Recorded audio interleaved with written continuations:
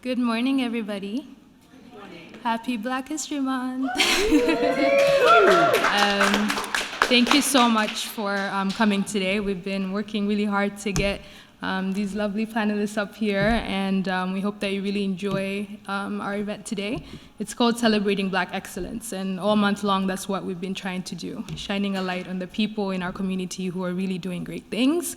And we brought you here today, and this is organized by the Royal Roads University Afro-Heritage Association, which was really created to connect people of Afro-heritage and to bring people together who are genuinely interested in learning more about who we are. And so today we have our lovely panelists. They are the epitome of Black excellence. But before we can get to know their stories, we would like to acknowledge the lands that we are on. They're Indigenous lands, unceded lands, and to do that, we're going to invite Russ.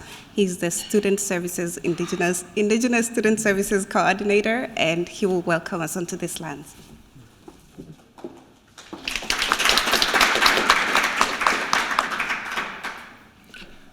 Mino Gigajeb,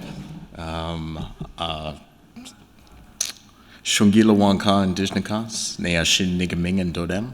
Kusapsum and Lakwanganaki.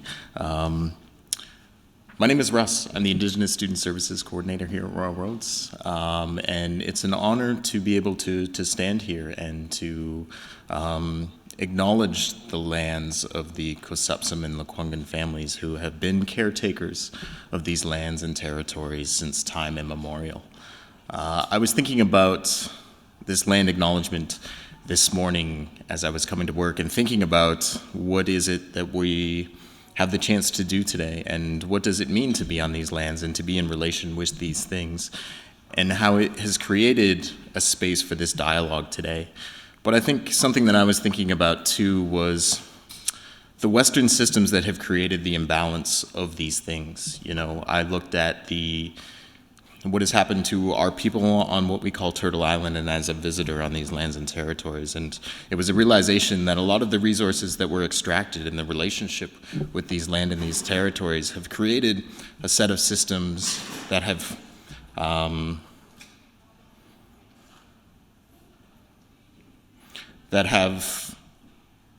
perpetuated the diaspora of people around the world and the relationships to their lands and to their spaces.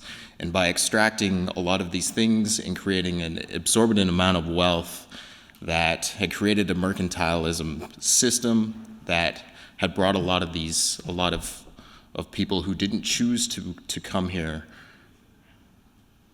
it created something that we are now trying to unpack and to figure out. And to be here today on the land of the Kusapsum and Lakwangan families, to be able to have real conversations about what this means and what these relationships to land are and will be as we continue this conversation. It is a true honor to be able to acknowledge this land and to be a visitor here and to welcome all of you on this stage to have conversations about what it means to move forward in a good way and in a way that creates balance for a lot of the imbalance that has happened before. So it's a true honor to be here and to welcome you and to say a bojo. Miigwech for being here. Miigwech to all of you. Thank you.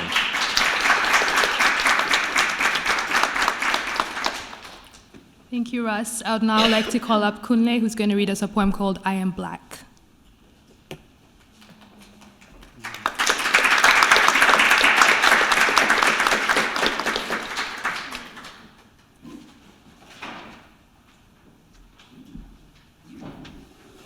Good morning, everybody.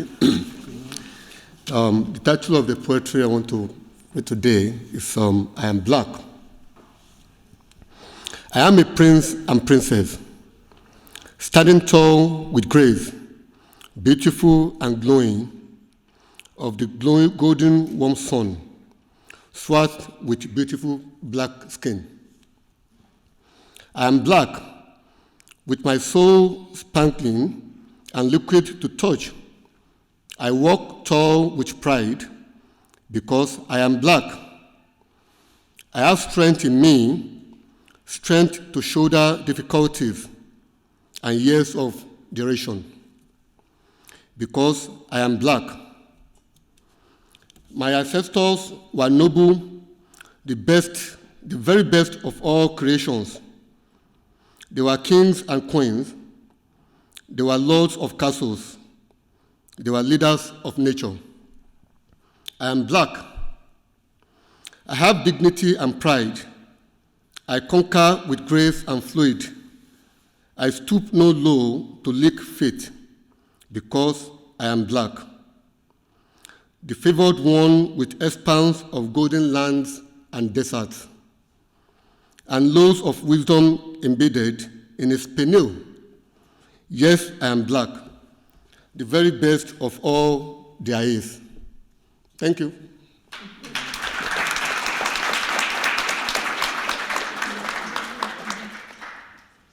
Thank you, Kunle. I'll now hand over to our moderator, Debbie. Thank you.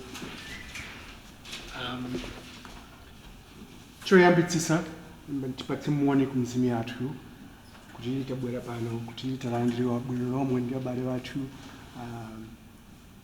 ndiye zinthu zotipatsa kuti tikukhala bwino lomwe mamvamvu bwino lomwe kuti zinthu ziri kuyenda thank you zinthu ziri kuyenda bwino ndiyeso tikufuna kuti tipatse kuti muone kuti tilandire bwino lomwe kuti tikhala tikunena kuti mizimu yathu ikhale kuti tidziwa kuti tikunena pamodzi.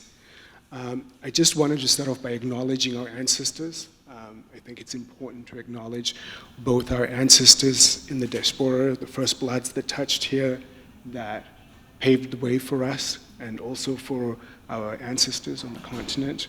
I also wanted to acknowledge that we're visitors here, and we're thankful to be welcomed so caring and so lovingly. And then I also wanted to acknowledge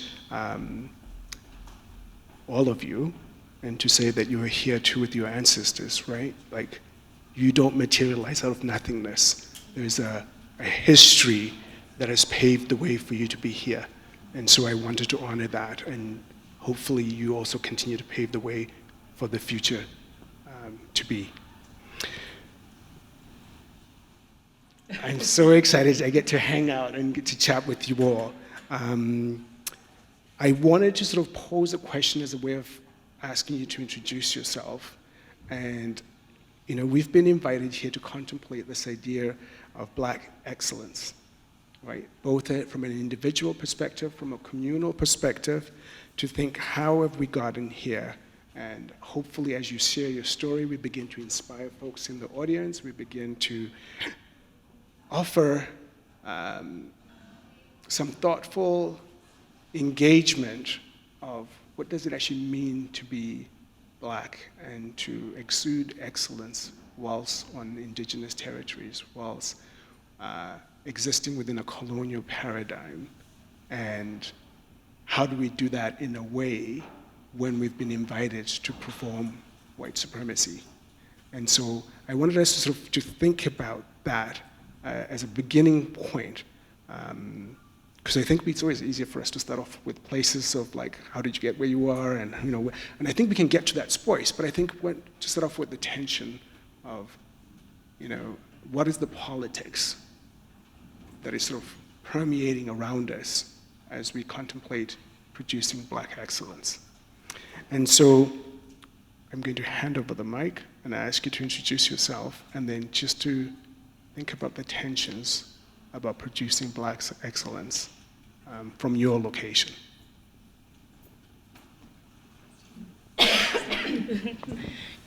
Great, thank you, and thank you for everyone for inviting me here.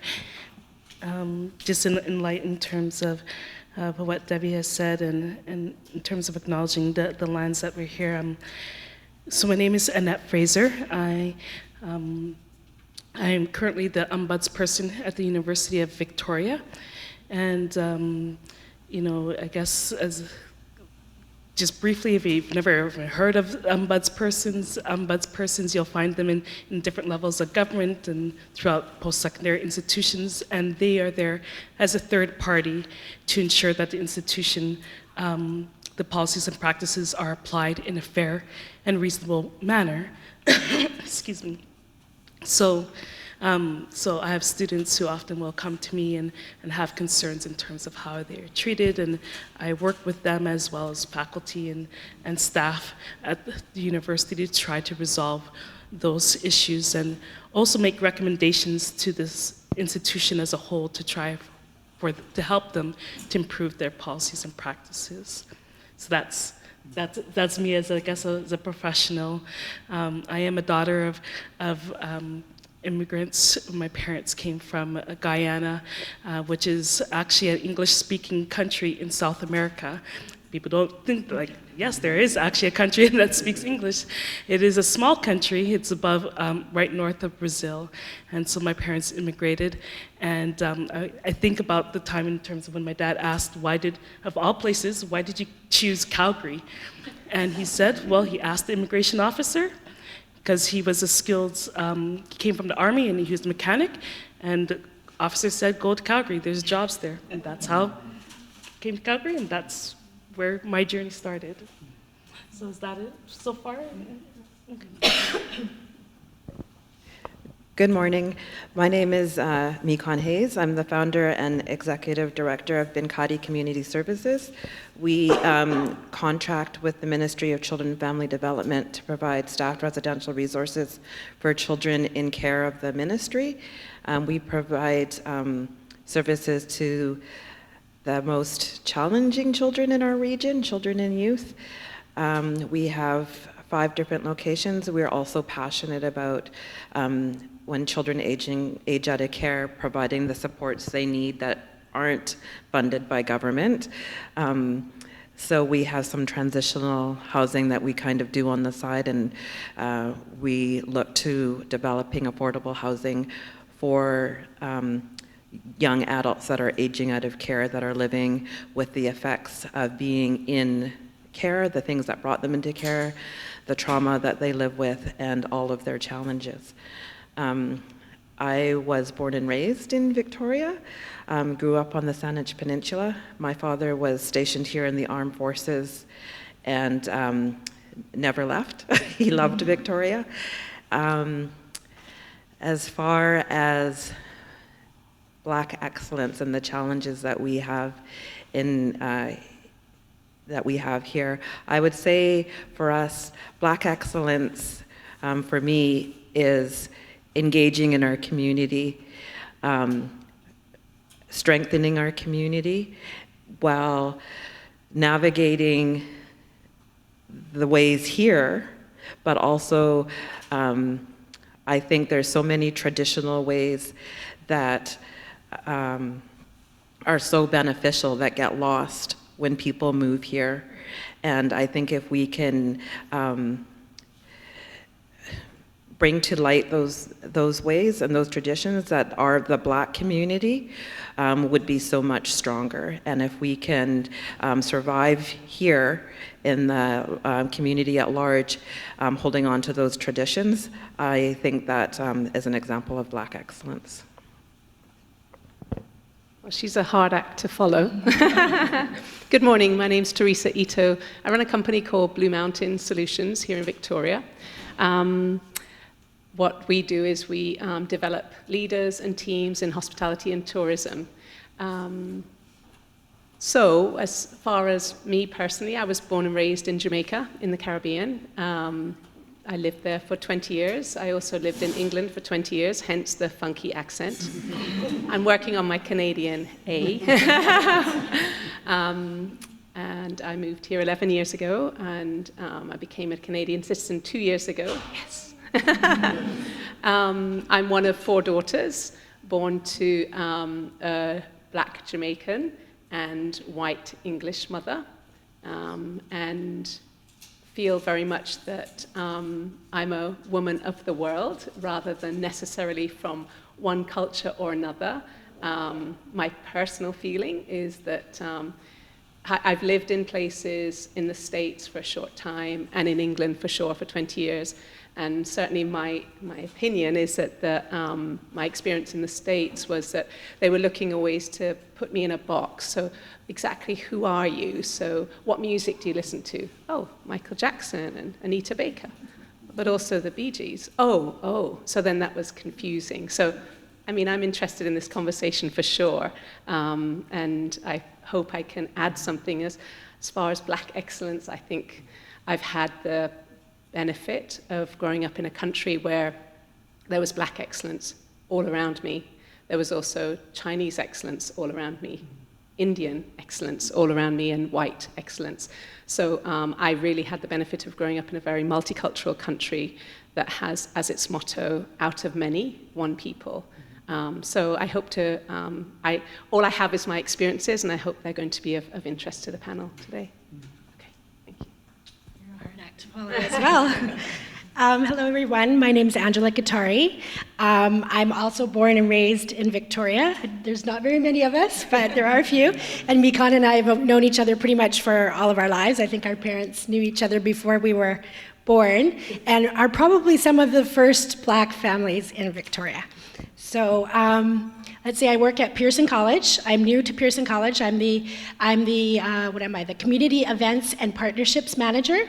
So I plan all of the events that bring sort of the outward-looking events that for Pearson College.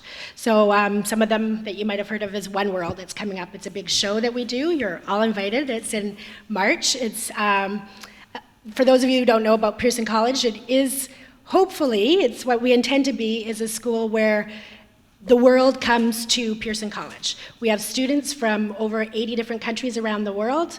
There are people applying for more than 160 countries around the world. And Lester B. Pearson, back in 1974, went all across Canada to find a school to put this school together, and chose Metchosin as his location. So every year we have a different group of students that come through. They're there for 2 years. And the motto of the school is, if you know people from around the world, there's less chance for you to go to wars with people, to not understand people. That they've really intentionally put people from different cultures together to try to foster peace around the world. So that's the motto of the school. And as we get into conversation, I'll tell you a little bit about how there are sometimes issues with that as well. But that's the premise of the school. In terms of Victoria, my family, my mother is originally from Edmonton, so not from too far away, but my father is from the States and came up to Alberta to go to university. And his first job was at the University of Victoria, so he got hired. A funny story is that he got hired over the telephone to come to UVic. So no one knew that he was Black before he came. And I guess someone ran into someone else and said, oh, gee, UVic is hiring their first Black professor. Well, that was a bit of a shock, and quite a contentious thing when he got here. He did actually have to fight to hold on to his job. So he threatened to go to the media, basically, because when he got here, they were trying to talk him out of taking the job. So my parents came back, I think it was 1963. So I'm born and raised here. I too, like Theresa, have lived in a lot of different places. So I try to consider myself a citizen of the world, but Victoria will always be home. Growing up here, I never expected, because there were so few Black people, never expected that I would marry someone Black. That was not actually a question, because there were no other boys that were Black that were my age, so never thought that I would marry someone Black, but I did. I actually married someone from East Africa, and for me it's a nice sort of, I don't want to say a full circle, but it's a great way to know more about my own heritage. Having never have been to Africa as a child, it's a great way to actually know where I come from, and for my kids to know where they come from. And I don't know, as far as Black excellence goes, I don't know, I think it's being true to yourself. You have to know, and I'm going to say a little bit about this later, but I think one of the key things is you have to, as a Black person and a minority, and you can be a minority in pretty much most of the countries that you ever end up going to, you have to really know who you are. And through that, your excellence will come out. Thank you. My name is Sharmarke Dubow, and I want to begin first acknowledging that we are gathered at the unceded land, and I'm grateful for the Indigenous communities and the protectors of this land. And I want to thank Ruth and all the students who organized this event and all the work and time you put this to happen, and all the participants who took your time to join with us. My day-to-day activities in Victoria and the region, I'm a Victoria City Councillor, and I got elected in 2018 and the last municipal election. And also I sit in several committees as a council member, and that comes with the job. And also I'm fortunate to be on the Regional Transit Commission, which also helps me to be part of making decisions, anything that has to do with the transit.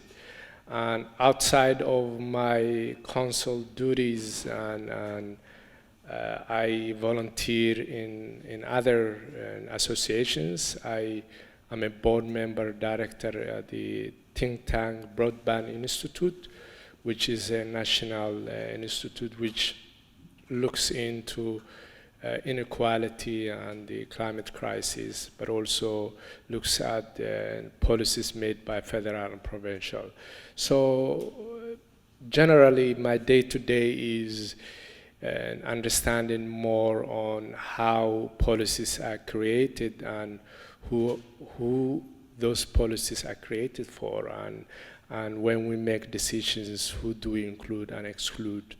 And one of the things I really love my job is I meet all walks of life, from folks who want the best thing for traffic coming to their small street, to a CEO thinking about shortage of labor in the region. So I have all type of discussions. So I'm in a curve of learning every day, and I don't have so far a boring day. And when I think about Black excellence, I think about Black women, and I'm so grateful to be in an amazing panel with a Black, strong woman, and I feel a little bit intimidated. You know, it's great to be on this panel, and really, and it makes me think of my mother as well, and I'm originally from Somalia, and I grew up in so many countries, and in East Africa and also in North Africa. So for me, coming to this land and calling Canada home and having that sense of stability and citizenship, and I became citizen July 2017 as well. I went, because of that, I had access to passports, so I went back to some countries in Africa this December. So I was able to go back to Rwanda and Ethiopia and Morocco, and just going back and seeing the land and the people in a different way than survival, because when I was there, I was asylum seeker, so I was in a survival mode. But now, as a citizen, it was different, and I was looking things in a different lenses. I was experiencing the land and the people in a different way, and it was funny because when I went to Rwanda, people were speaking with me the native language. I'm not from there, but I look like everyone else, and that kind of like made me gain some pieces of me that I felt I've lost since I was 8. That's when I left my home country due to, and I love the way you begin with the question, bit of tension, and because I left my country because of colonialism, exploitation, and that's where the war and conflict happened because of that, and coming to this land and understanding the displacement that took place here and the history, and having a bit of attention, how could I be proud Canadian and be grateful, at the same time be critical and learn the history. And that is something I'm still discovering and working on that. I was going to ask if we could just sort of continue from that thread, sort of like on that, and the tension, right? Like as Black bodies were marked in particular ways, whether that be true or not, it is a marking, and part of that is colonialism becomes associated with Black bodies, but yet at the same time, Black bodies, when you come into colonial spaces, you're being asked to participate in the colonial project, right? And so then lies the tension of how do we maneuver? How do we then speak of Black excellence in that space where your body is already marked in particular ways, right? And so I just wanted to and I think that's where you sort of led us to sort of like to that question. And so maybe I'd like to sort of like maybe bring it round and ask other folks to sit with it. And to sort of contemplate that space. What does that mean for you? And how do you maneuver in that space?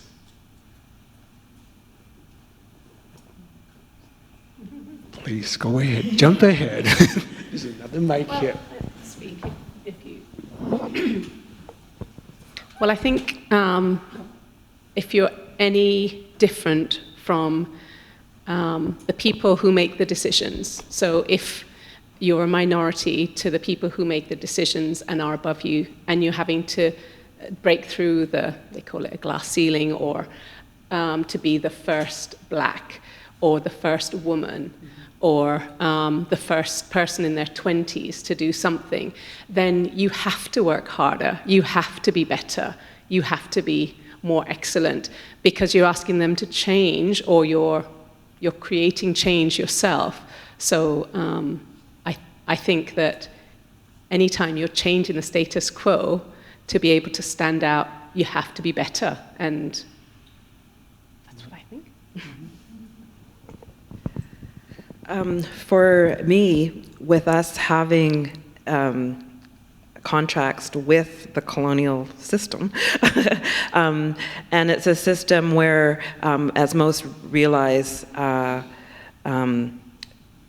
not so much in Victoria, but in the social services system, minorities are overrepresented.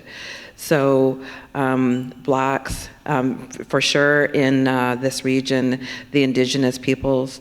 And for us, one of the main things for us is to, yes, we need to work harder and stand out. We need to be unique. I'm super stubborn, tenacious. It's hard at the beginning. You know, I was very sensitive, but I've grown to, like Angela was saying, to know who I am, and to be strong in who I am, and to hold on to that.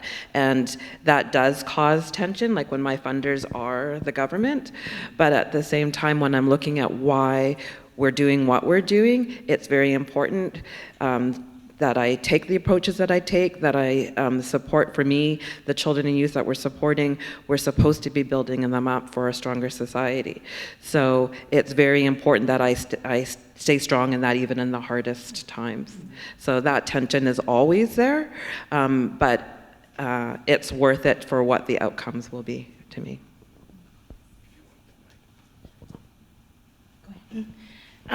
So I guess when you say about maneuvering in a colonial system, are you also talking about somewhat of tokenism as well? Is that you know, absolutely, because that sort of comes to mind, and so I'm just, you know, in terms of sharing my experience, it's always when you're sort of the only person that's different. Sometimes in my professional experience, I've always had the challenge in terms of, well, am I then hired because they want to meet some type of diversity hire, or is it that it's because of my merit. And what I've realized in recent years that, I could go down that rabbit hole and continue to think about like, oh, am I, versus I am in terms of what is the value and what is the skills that I'm bringing to the table of any position. And I think that also stems from having been nurtured by my mother, my parents. I thinking from them coming from a country where they didn't have this idea of like you're less than because everyone looked like they did. And thankfully that stayed with them despite any challenges that they may have had.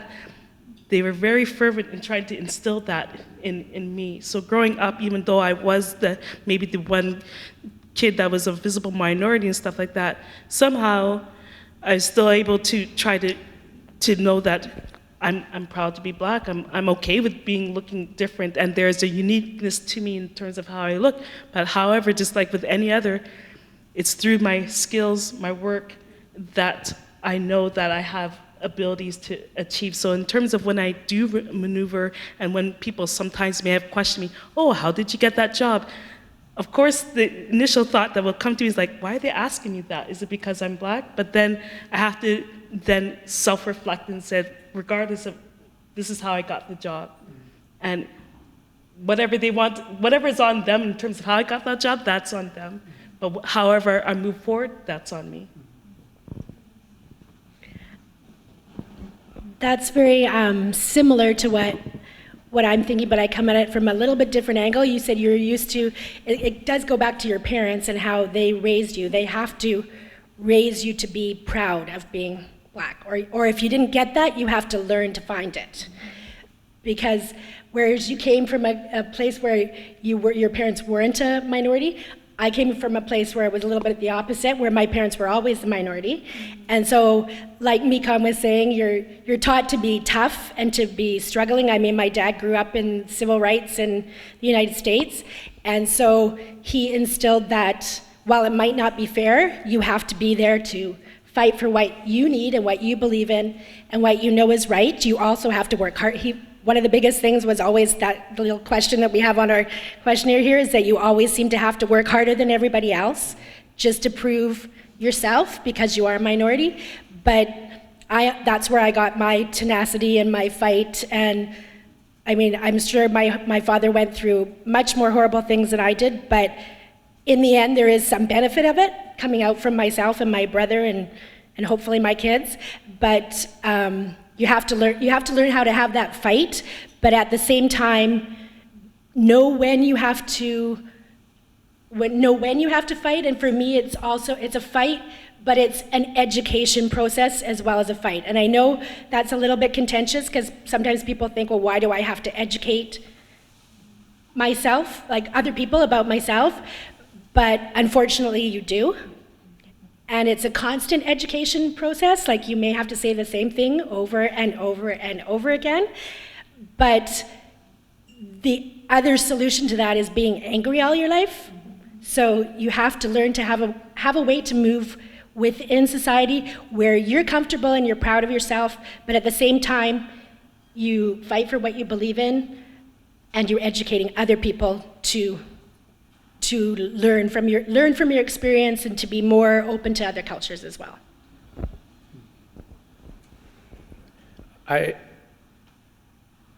When I decided to attempt for an office, I had to look around. I had to ask myself, who could I ask that navigated in this system and these spaces that could able to share with me their experience with me.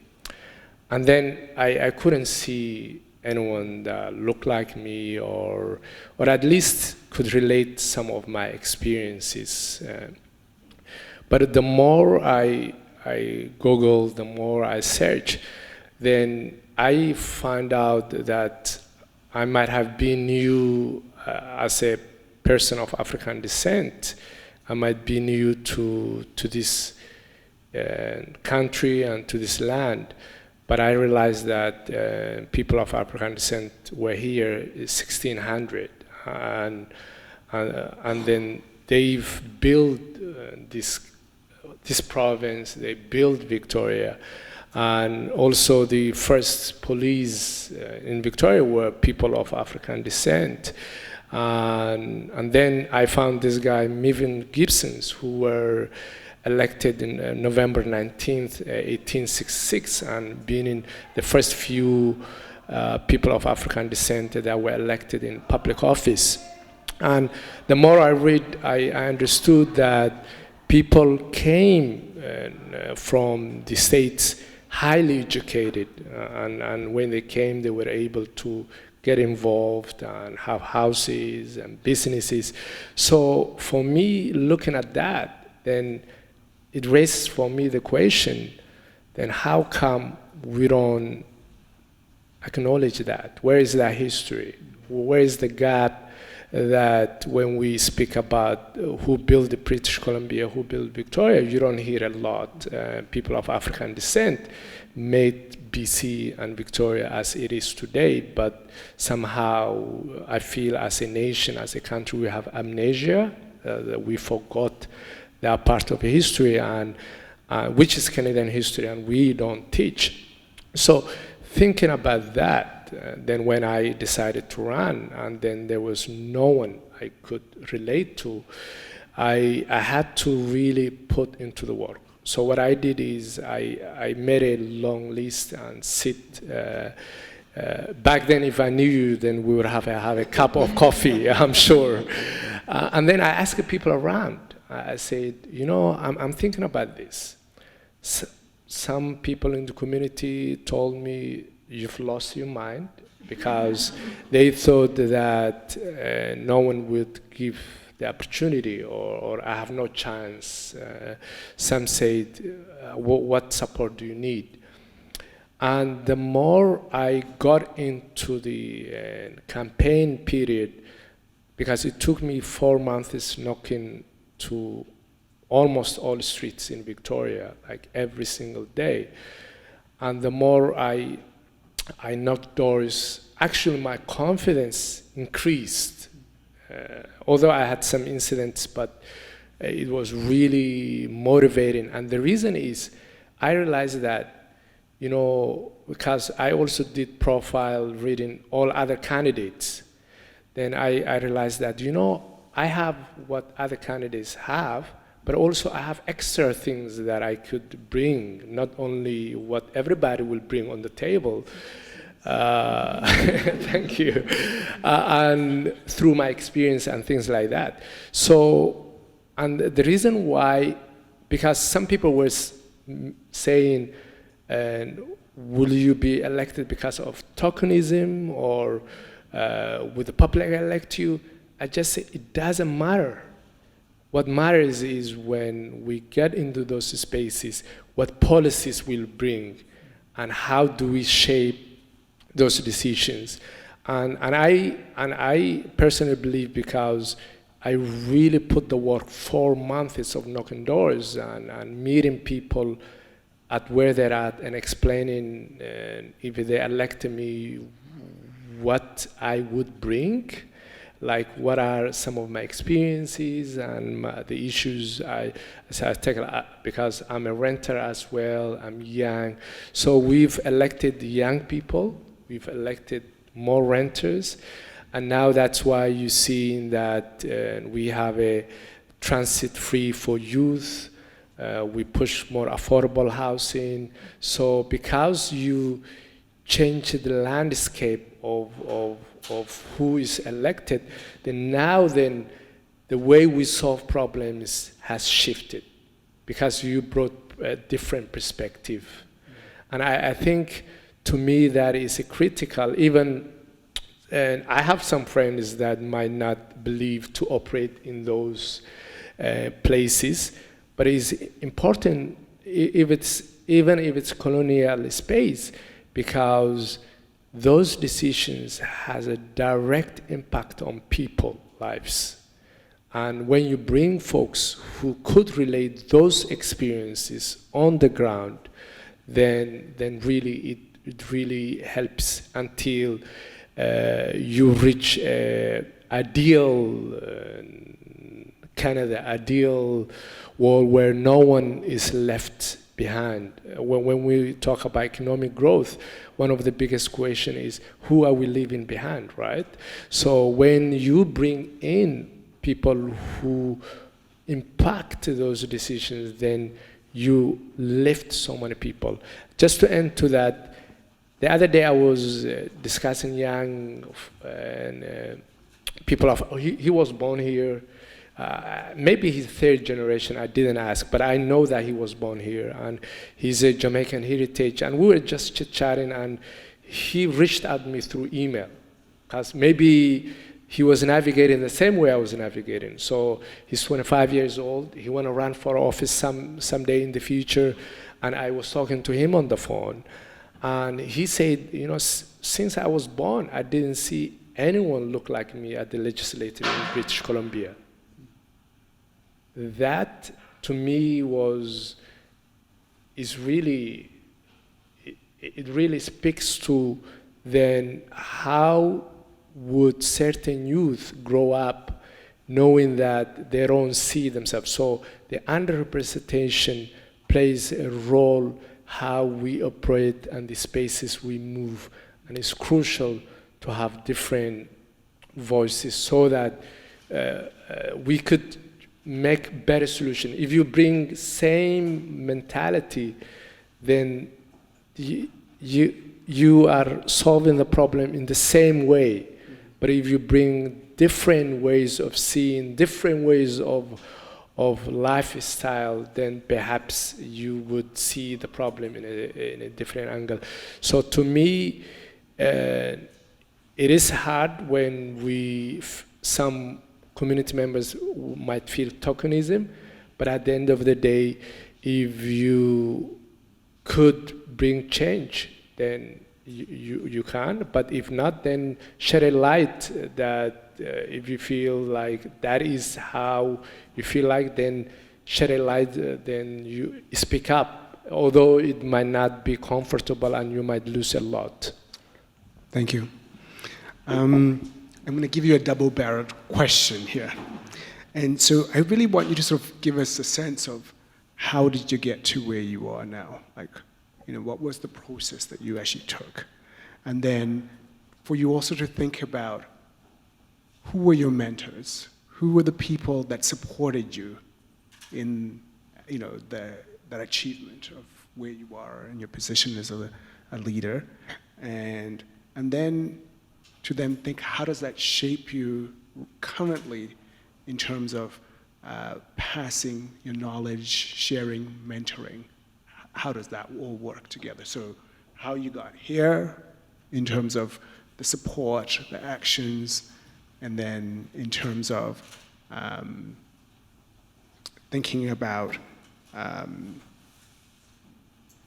not only what you've done, but how you were supported to be to this position, and then thinking about how does that shape now as you kind of like, you're now here, how do you share what you have, and what's your philosophy on mentorship and passing on knowledge?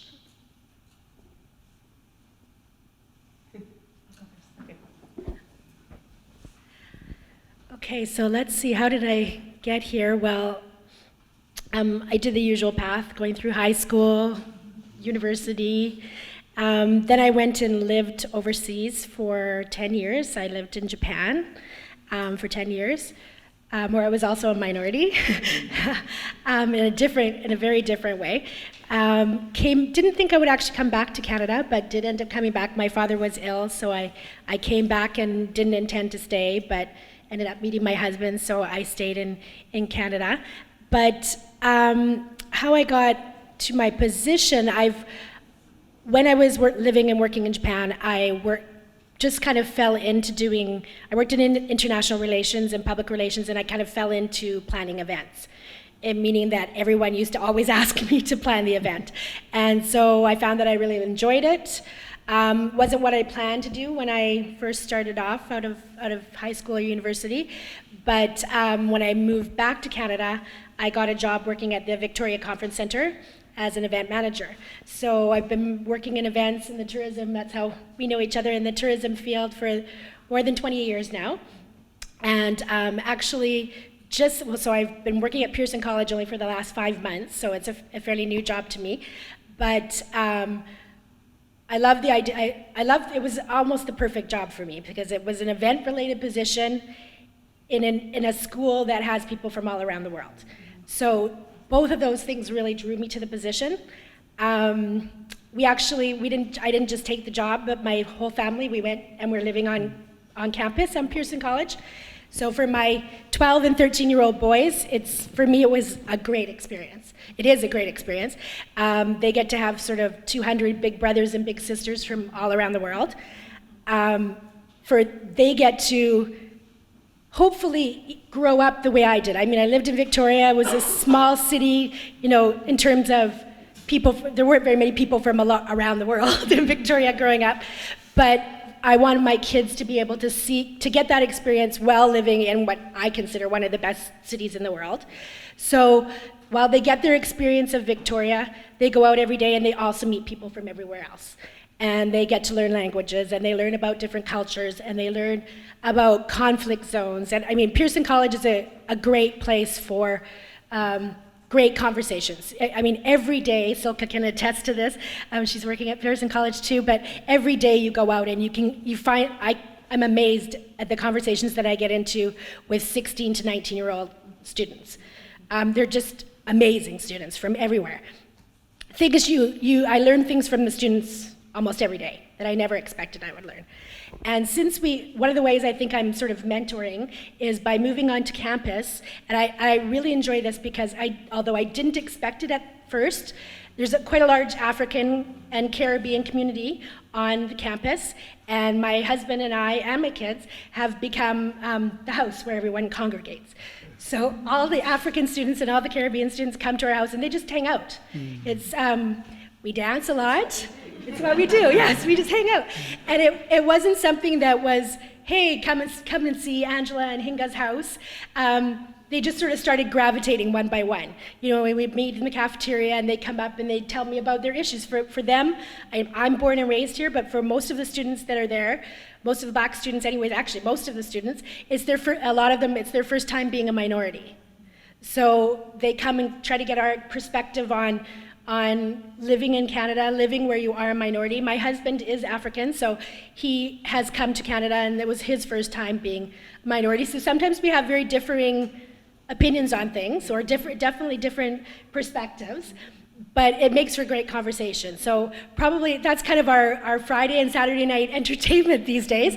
The students all just come and hang out, and it inevitably goes to food and dancing and things, but we have great conversations about what they want to do with the rest of their life, how to move around in, like you were saying, a colonial world, what we've done and how we've been able to manage and further our careers. So without even really realizing that we were doing that, that's what we're doing. I actually had a student say to me yesterday, your family is such a great mentor for us.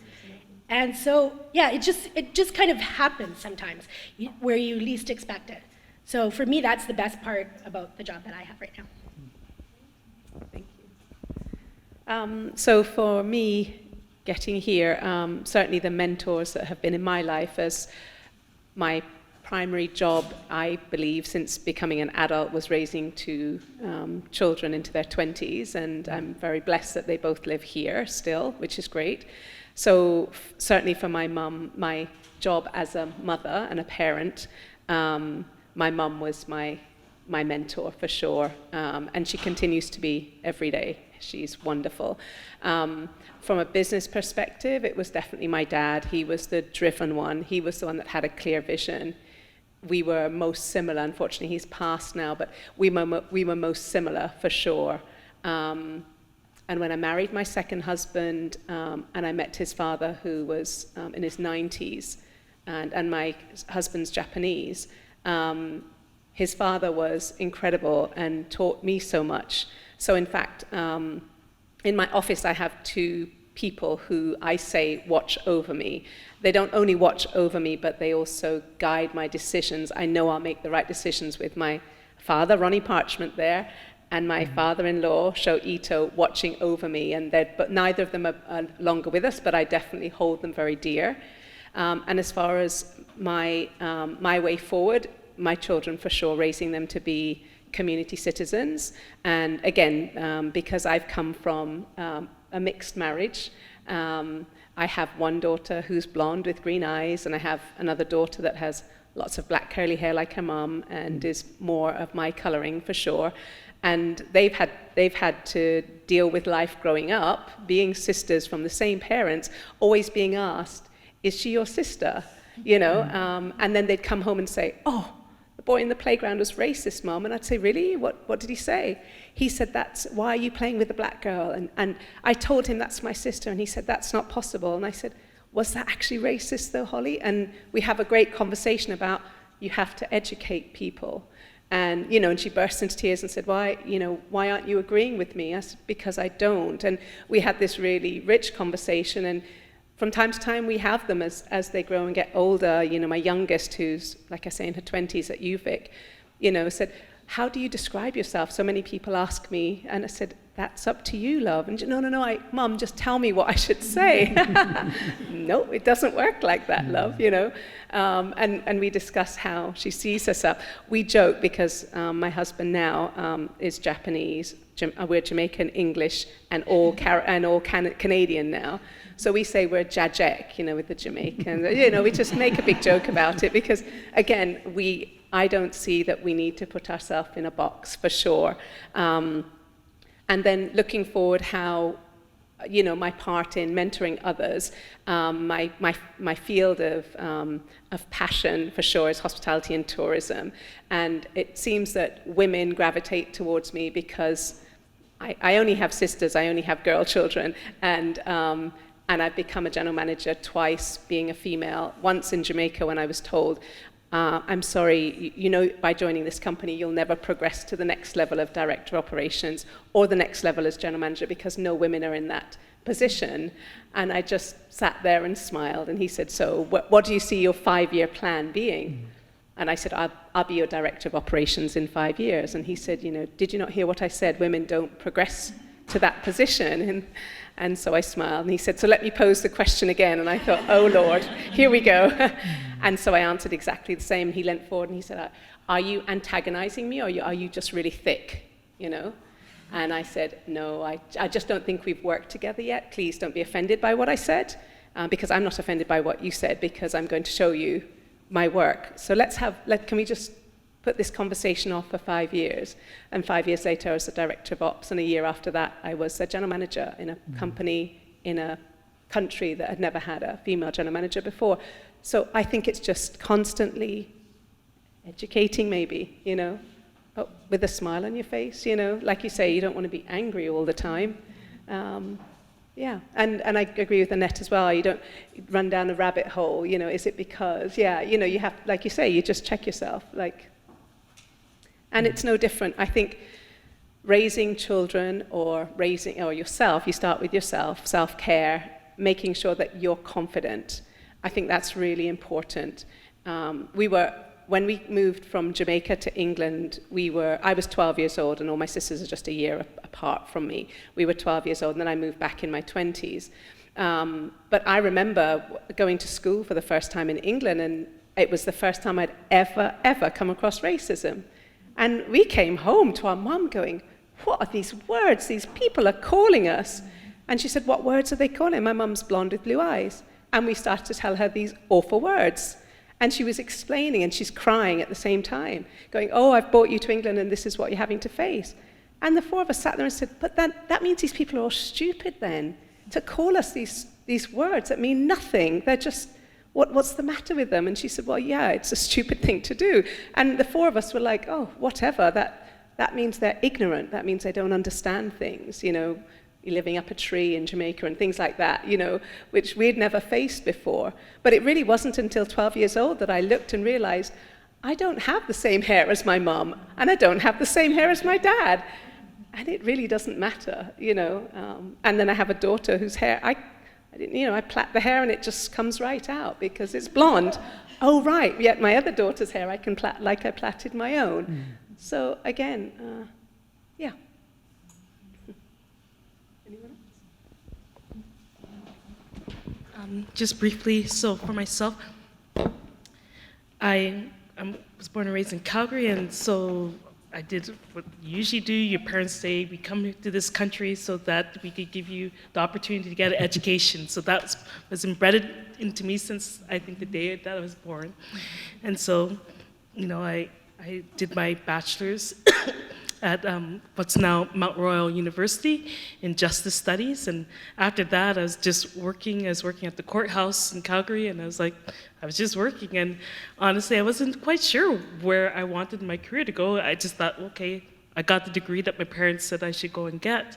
But eventually, I realized that it's always good to try to continue with your education and continue with your learning. So that's what led me here to Victoria. I did a master's degree in dispute resolution at UVic, and it took me a while to complete that program, as it has, with doing masters or any type of graduate work, it can have its own challenges. So 5 years later, I finished that, but that was 2008, the great global recession. So here I am with a graduate degree, thinking I'm gonna make big money, and I took off to Vancouver. And so I'm still trying to chase after that big money.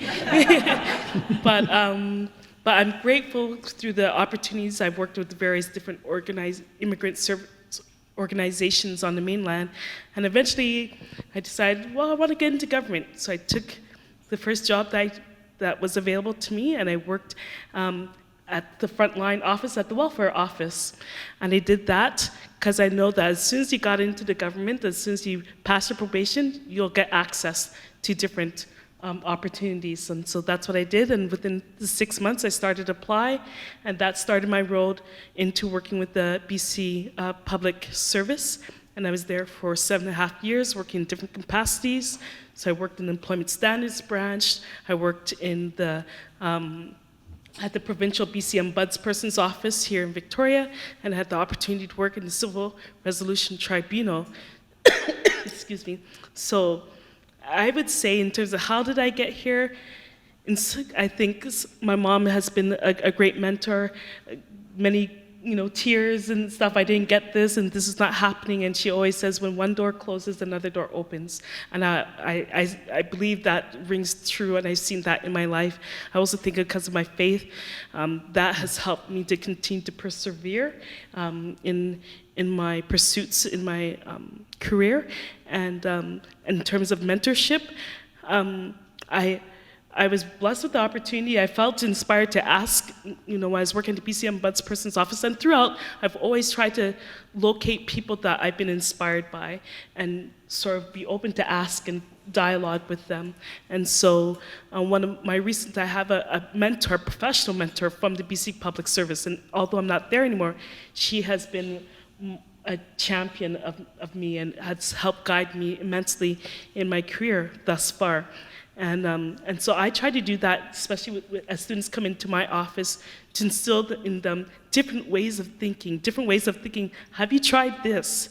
To help people open up their minds. Because although, yes, being visible minority, and there's challenges with that, everyone has challenges, and life is not fair. That's just, that just happens with everyone. And so what I try to do is try my best to impart some wisdom, but also help with the students to open up their minds to know that give something a try, attempt. You never know unless you try yourself. And if you fail, that's okay. Everyone else has failed. There's no one who hasn't tried something that didn't fail. So I try to incorporate that as much as I can in my practice.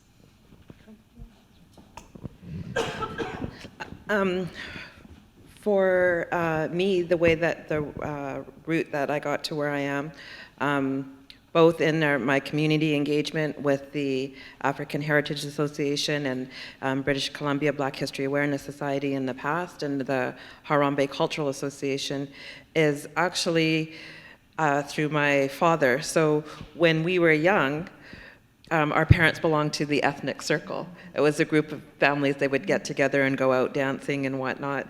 And actually the way our fathers met is that I think it was your father was driving downtown Victoria and saw my father walking, drove around the block because like there's the other black person in Victoria. And so my father had been, and Angela's father had both been founding members of the British Columbia Black History Awareness Society, which I wasn't really too involved in at all at the time. But after my father passed, I went to a couple of the meetings and then somehow became vice president, and then the president moved and I became president. So that was how I became very involved in community engagement and saw the value and the importance of it, mostly because growing up, we hadn't had the education in school. I didn't actually have any idea of the impact of Black pioneers in Victoria until I was at a class in Camosun.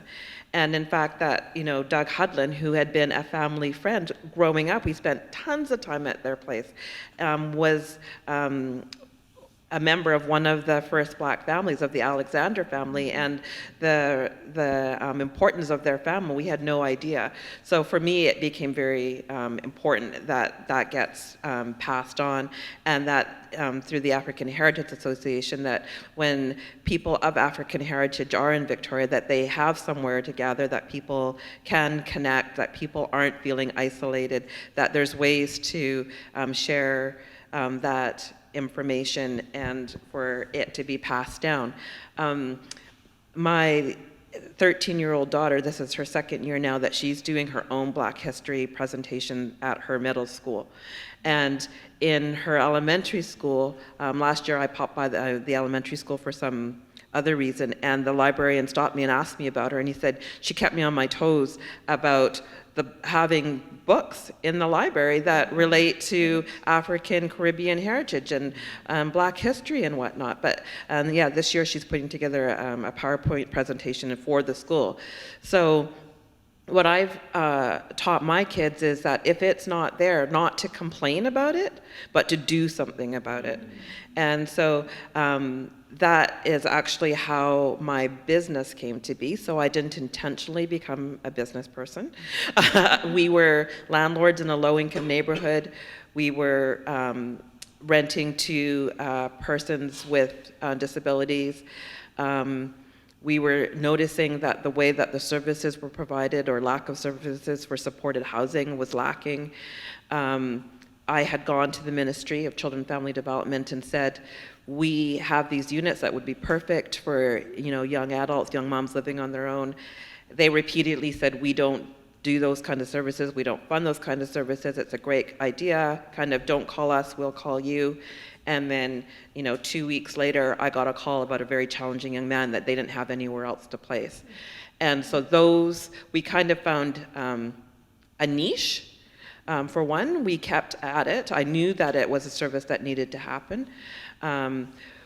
We don't give up on kids, for two, so they know that if they're going to come to us, that it's going to be, not only will I say yes, which I'm working on not saying yes to everybody all the time, but not only will I say yes, but also that we won't give up just because there's a challenge. So that's where, that's how we've developed the company that we have. But in both situations, actually, the most important thing is the power of connection. People have to feel connected. They have to feel connected in their communities in order for our communities to thrive and be strong, especially when we're talking about immigrant communities and people are landing here. There's so much impact that feeling connected can have. And then for the youth and young adults that we feel supported, that we're supporting, if they don't feel connected, they don't have a reason to be. So in both situations, definitely connection. And my mentors have been others in the community, like when I talk about, Doug Hudlin and the Alexander family, my father and Frank Robinson, and, the others that were doing this community work long before they even knew it was work, right? They were just coming together to come together.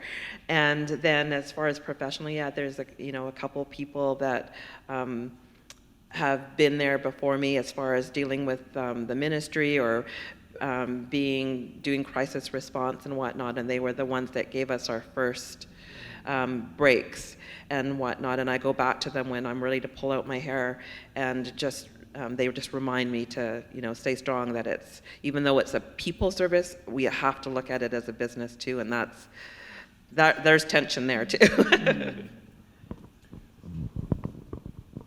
Do you mind if I add one quick question? I know we're not giving you a round, brother, but I think we've only got 10 minutes left.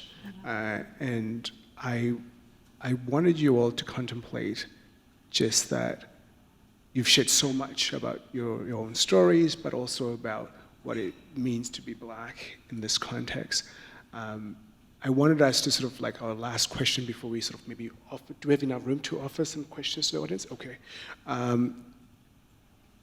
If we're thinking of the idea of sort of Black futures, right,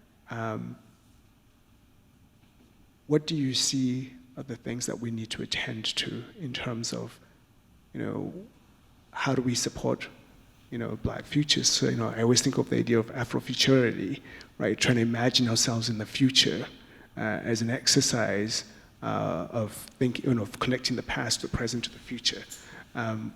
What do we need to attend to, and how do we attend to that work whilst recognizing the ongoing struggle for Indigenous people and sovereignty, and for, I think of what's happening with Wet'suwet'en, and how does that interact with our planning for our futures?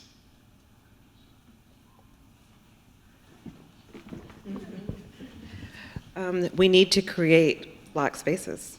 We need to create, there needs to be a foundation for a Black community. The community here is so transient because, people land, they're here for work, they're here for school, they're so focused on those things and survival, but we need to create opportunities where, again, people can connect, but also where they can see a future for themselves, where we can ease the struggle, so that when they want to start, they want to stay here and raise their families, and they want to know that they're supported, and that if we have Black businesses here, that us as Black people are promoting and supporting Black businesses and Black education, and all of those kinds of things that create a community and solidify a community.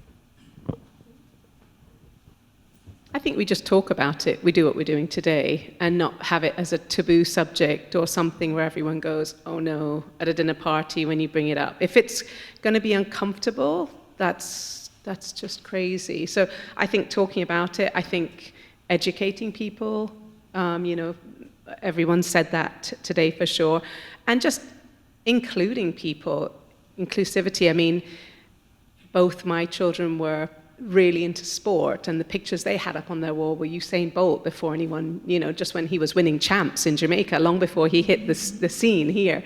But, so I think just it's great that there are so many more role models for all of us. And again, I was lucky that I had that where I was growing up. So, but I can see having moved to a country where it was different, but I think inclusivity and talking about it and having positive role models, will send us forward. I think, listening to, reading Michelle Obama's book and listening to speeches done by these incredible people in the world will open things up, will change things. Could I just also ask you just to contemplate what does that mean within the Indigenous struggle? Because I think that's the key question, right? Like it's ongoing right now. So what does that mean for us? I still, even with adding that part to it, I still think it's an education process. We need to have more occasions like this where people are talking both about Black history and Black issues as well as Indigenous issues. As I mentioned earlier, working out at Pearson College, it's an intentional community of diversity, But what I will also realize, we've also realized, and you will realize tomorrow, Debbie is actually coming to speak at the school tomorrow, but just putting people in the same location makes it visibly diverse, but doesn't necessarily address issues that come about. You can't just put people together and expect them to figure things out. There has to be conversation, and we're having a conversation tomorrow on race and oppression, and the conversation definitely has come about because of this intentional community.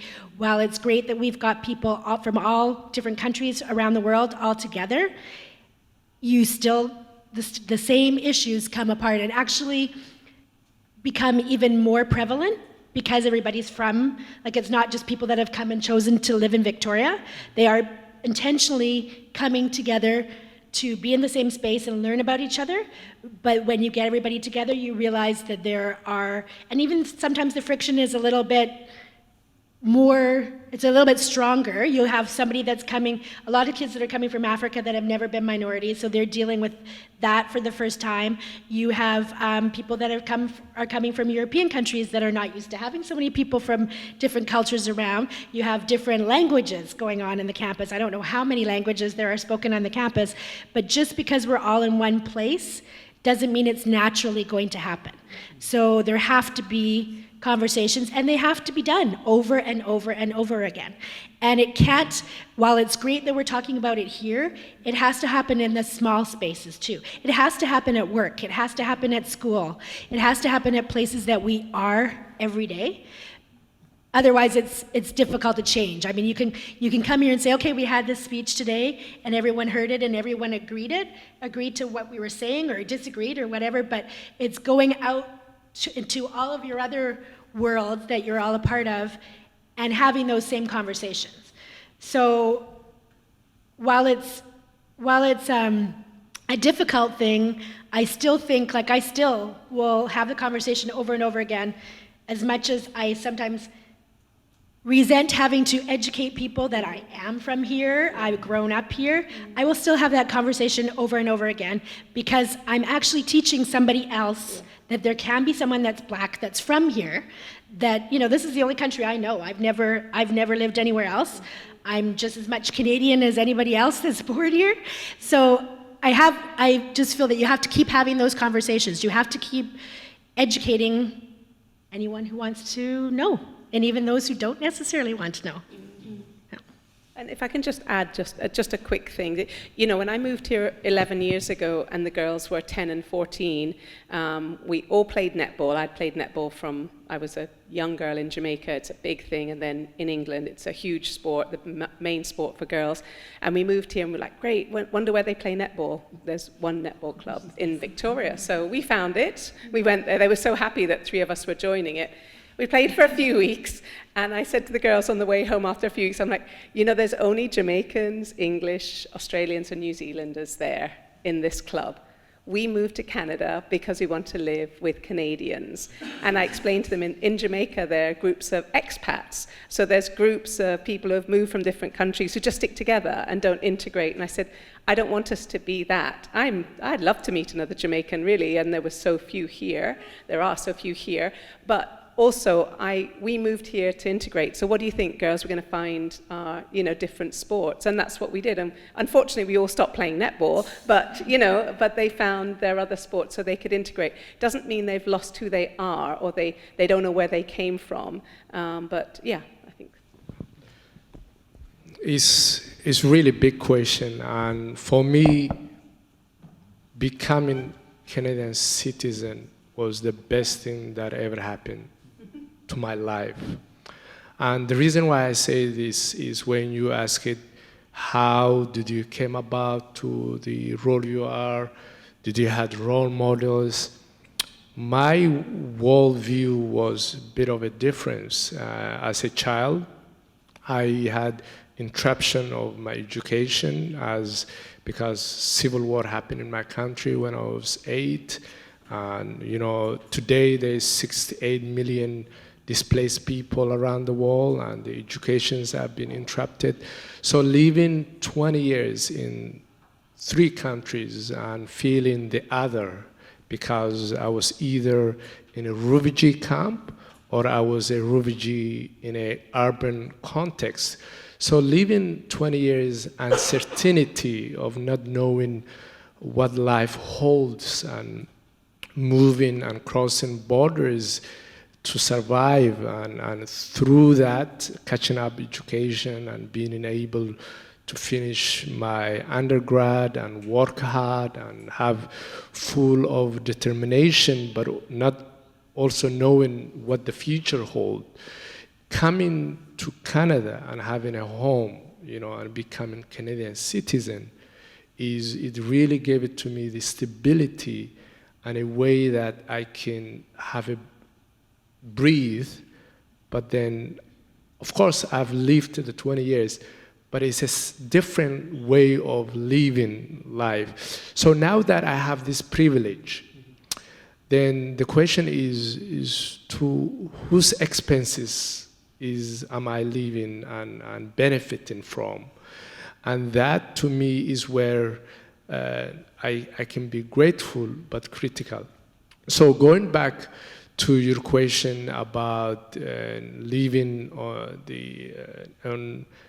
how do you relate your experiences and who you are to the indigenous people. So I've been asking this question for a long time. For instance, the indigenous community, when you go like Winnipeg and Saskatchewan, which I was, that's where I got sponsored as a refugee, and my first job was actually in Victoria. That's how I ended up. So when you go to those communities where there's a lot of urban indigenous youth, more than Victoria, then there's this tension between the newcomers and the indigenous of how they see each other, because they have perceived notion of each other. For instance, the new arrived immigrants, or we come here different ways, right? Either international student or asylum seeker or an economic opportunity. But then we pick up the mainstream stereotypes of how we see the indigenous community. And the indigenous community would think when some of them are struggling because of the injustice that took place, then they have the perception that the refugees are getting more. They're getting access to housing, they're getting access to this and that, which is not the reality. And then the immigrants think, well, the indigenous people are getting this and that, how come they're there? So there is this perceived stereotypes, which is not a fact. So that's why the best thing I heard was division is inheritance of capitalism. So when certain marginalized group are beating each other, then it really don't benefit no one, rather than it really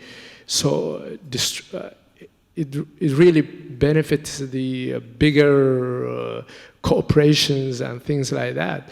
So for me, I didn't have a role model. I was always, politics was always in my life, and fighting for equity, fighting for including people. So now that I'm here, how do I include indigenous? First thing is build relationships.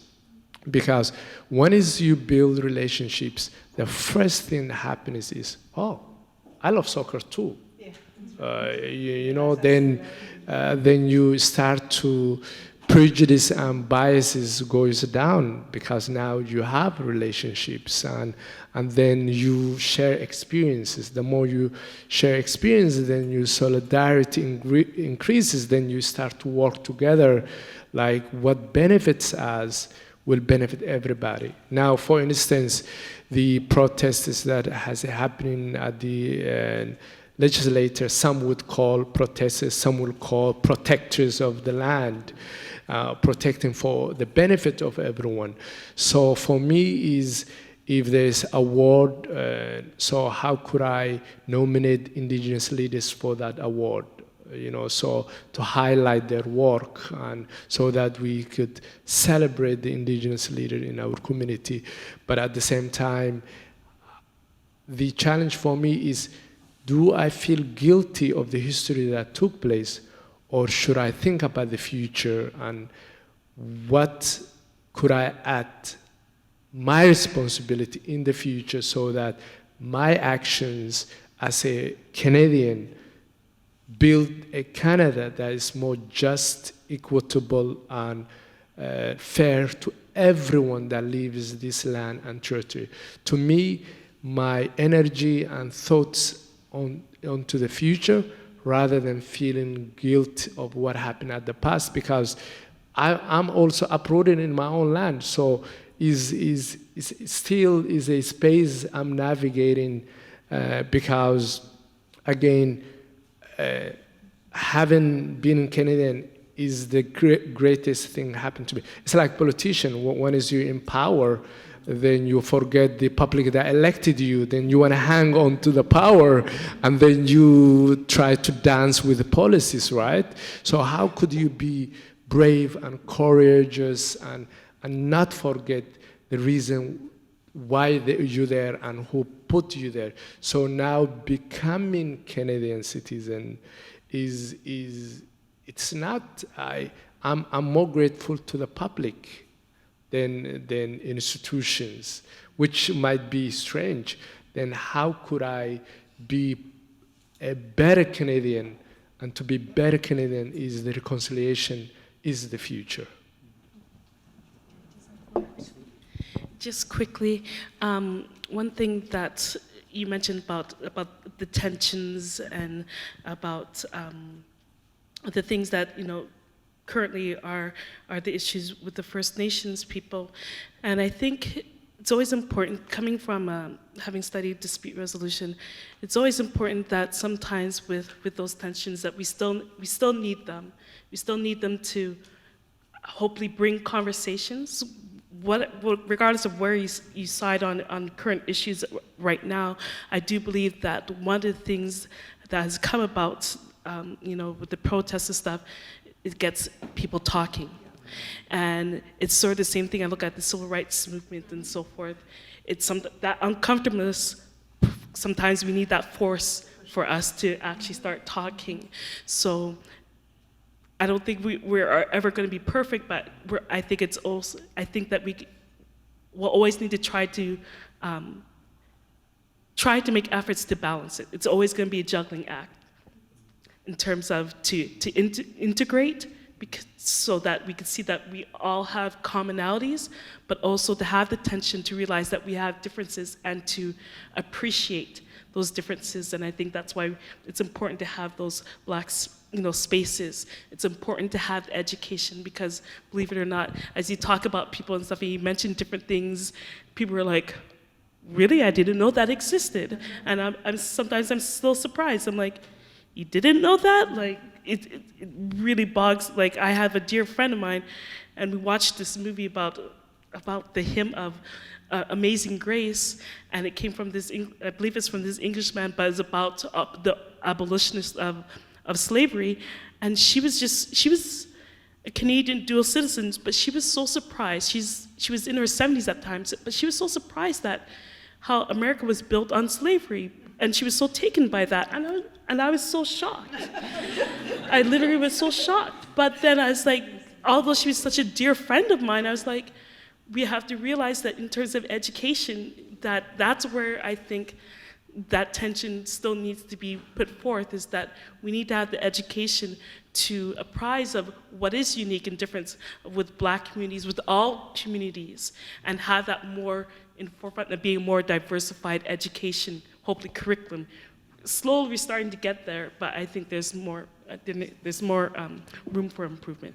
Just to add to that, the Black people has always stood in solidarity with Indigenous people. And second point I want to ask is, yes, education is important. Yes, awareness is important. Also, we need broader social and systematic change. I think that's a great cue for us to move it to the audience and to give you all an opportunity to ask. Thank you so much for engaging and for contending with some of these difficult questions. I greatly appreciate all of your responses. So, if folks have any questions from the audience. Oh, sister, you're up there. Okay, I thought you were like just like waiting to go. She totally conned me. I was just picking it up. I didn't realize I was standing here. Hi, everybody. My name is Asiya. I wanted to say thank you so much for this panel. And I wanted to make a statement and then ask a question. And in terms of Indigenous and being Black and basically finding our Black excellence within these lands. It was a question that I had for one of my other youth brothers. His name is Nathan, and he's from Jamaica, and I'm from the Bahamas. And it feels weird sometimes trying to find your Black excellence in a country where people who are of these lands are being oppressed in a certain way. And so I think to answer part of your question, I think it's also just about making sure that we are standing for Indigenous peoples, making sure that that Black excellence doesn't come at the expense of other people's excellence, and making sure that because of that, we're educating ourselves about Indigenous ways of knowing. I think we're all aware that the reason we are such a diaspora and the reason that we were broken from Africa was because people saw the way we were doing things and decided that it was savage and it was other, and to make sure that we're not doing the same things with people that are of these lands. And so that's what I wanted to say. But as a youth coming here, I moved here without my family. And so coming into quote-unquote adulthood, I've been trying to define for myself what is Black excellence. And sometimes I think I get confused between Black excellence and African excellence. And I was wondering if someone could speak to that in the sense that for generations, I'm from the Bahamas, I am born and raised, I'm proud to be Caribbean, but sometimes moving in certain Black spaces, I feel almost shunned because I don't identify as coming from Africa. I don't know my history there. I can't trace myself back. I don't know what country I come from within Africa. And so sometimes I'm confused as though, okay, Black excellence or African excellence? And do you have to have one with the other, or can you have both? So someone can answer that. Great question. I think that almost goes back also to the question when we are talking about what makes, what we see as a future for the Black community. And definitely, it's not just educating the greater community, but education within our community. Because you're right, there is a lot of ignorance around that. And being Black doesn't mean that you have to acknowledge that you're from Africa, or there's this thing of more Black or less Black, or you're that actually is almost that's a colonial thing within itself, actually, right? That's a division that's been created, and then it's been perpetuated by our community. So that is definitely work that we need to do within our own communities, and in education within our own communities, and also standing up and saying, like you just said, I have a Caribbean background, and I'm proud of that Caribbean background. I don't need it to be connected to an African background or whatever my African lineage is in order to live and demonstrate Black excellence. I was just going to add to that, there's an experience that's happening at Pearson right now, and when I first heard the expression, I was like, what is that for? The students were, Black students were being called Afro-Caribs. And I was like, what is that? First of all, a lot of the Black students that were from the Caribbean spoke Spanish. They have completely different, they're living in one part of the world. They don't even, like you were saying, I don't know where she went. You don't know where your ancestors came from in Africa. And I'm one of those people. I have no idea where my family came from.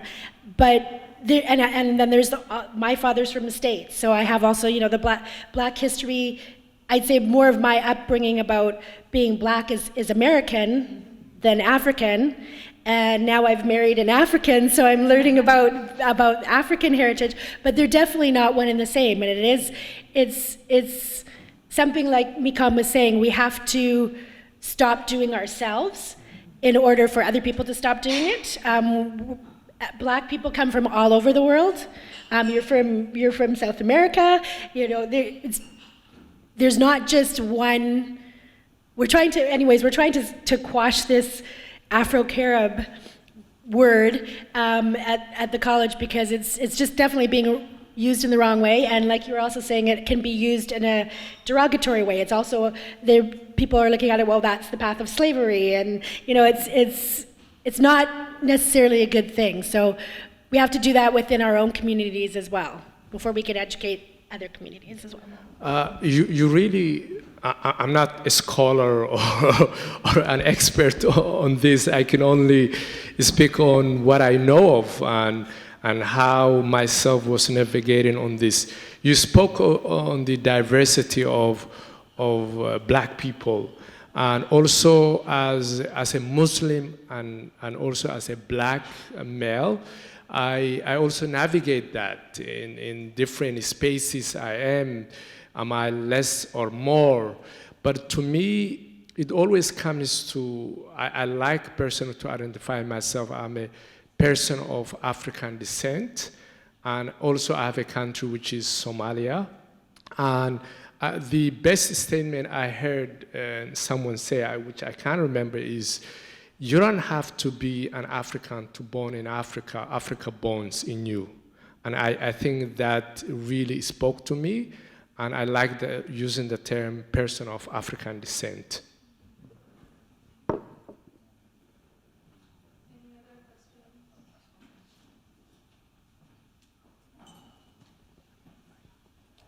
Hi, panel. Thank you so much for sharing all your wisdom and insight today. We really appreciate you being here.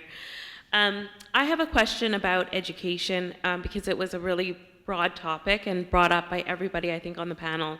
I have a lot of concerns about education. I have a 3.5-year-old daughter that will be going into the formal education system in 2021.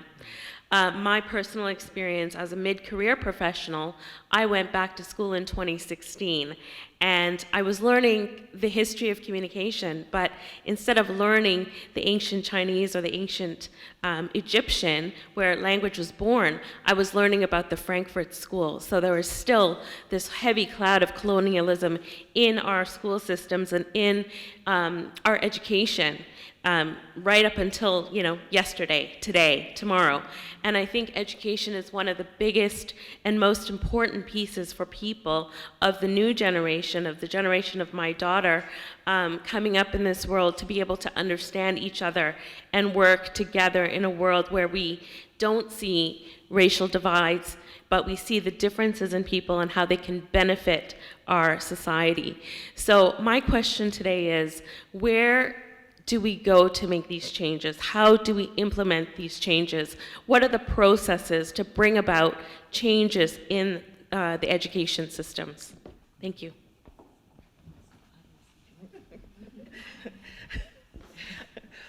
I would say to start with approaching the schools, approaching your principals, approaching your teachers, and not just making a suggestion, but coming armed with information. So that would be reaching out to the societies like the Black History Awareness Society, the African Cultural Association, because if we don't have that information, we have people that can help with the advocacy and where to get that information from. There are a lot of resources. There are some teachers that will be open to it. There will be some teachers that won't be open to it.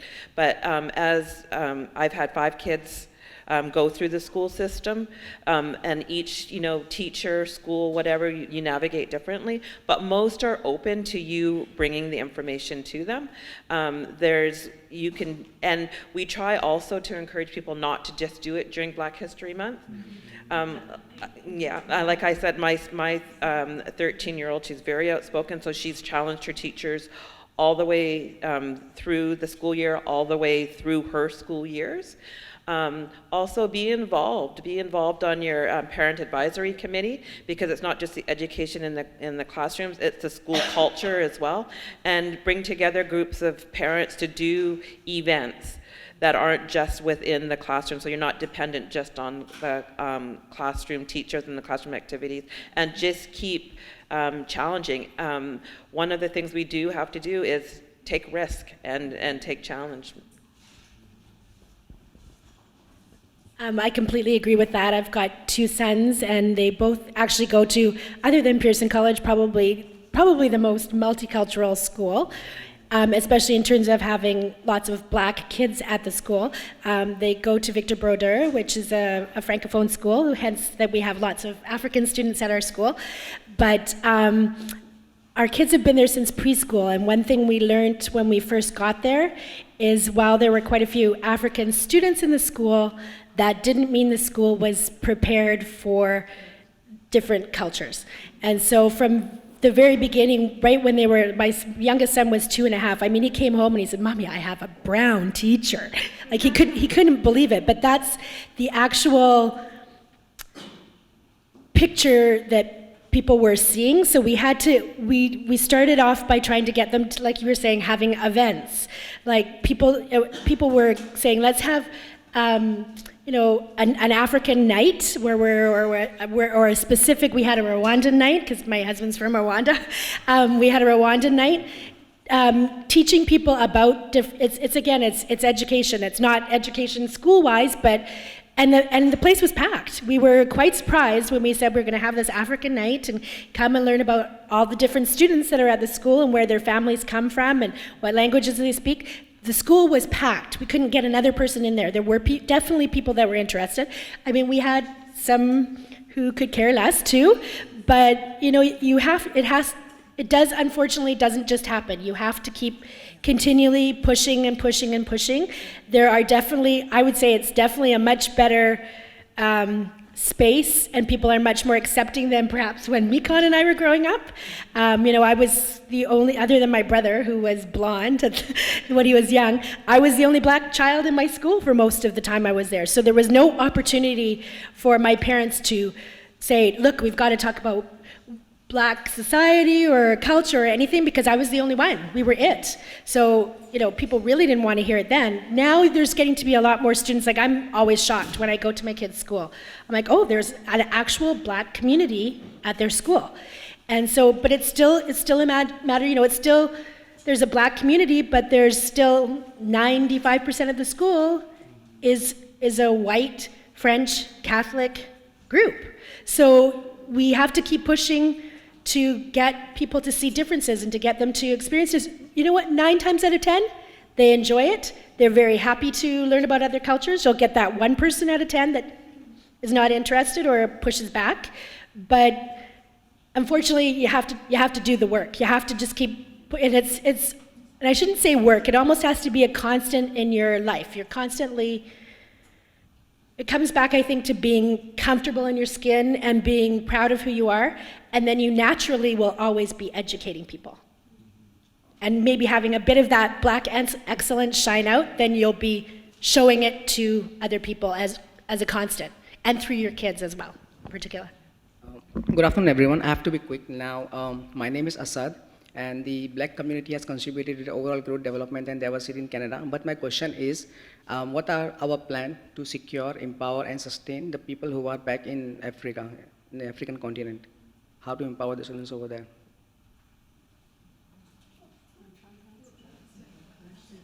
That's a huge topic, but... That's a very good question. Just one response. So unfortunately, we've run out of time, so we're only going to allow just one response, just so that we can kind of wrap up. Who wants to go? I'm not a good person to ask that question to. As I said, I was born and raised here, but having had having an African husband, I know that almost every African that I've met is somehow contributing back to their community, often in the form of funds, or bringing their family to Canada, assisting with education in Africa. I don't know how to answer from a personal point of view, but perhaps you would like to hear. No, I was in Addis Ababa December last year, and I had the opportunity to visit the African Union. It's more like the United Nations, where all African countries, and I met the director of African diaspora.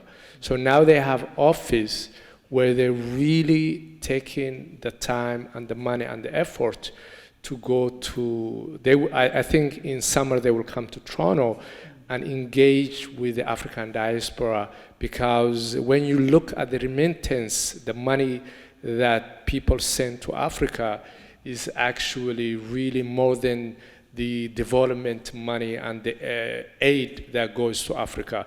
So yes, the diaspora really play in peace building, reconciliation. When you look at Rwanda, a lot of young people who are in the leadership also were former refugees, and now they're part of the reconciliation. So yes, the African diaspora is playing a huge role, and now the African Union do understand that how to tap of that resource. But it's a growing thing, and I'm sure that a lot of scholars have done a lot of research on this, which I can't speak on that. Okay, that's all we have time for, unfortunately, but thank you so much to our moderator, Devi, our panelists, Annette, Me-kon, Theresa, Angela, and Sharmarke. Thank you so much for making time to come and speak to us today, and for our audience for being here. We really appreciate it, and I hope that you enjoyed the session, and thank you to Russ for giving us those welcoming remarks in the beginning, and we have some presents for our panelists. Thank you so much for being here, and thank you for being excellent in our community. Thank you. Thank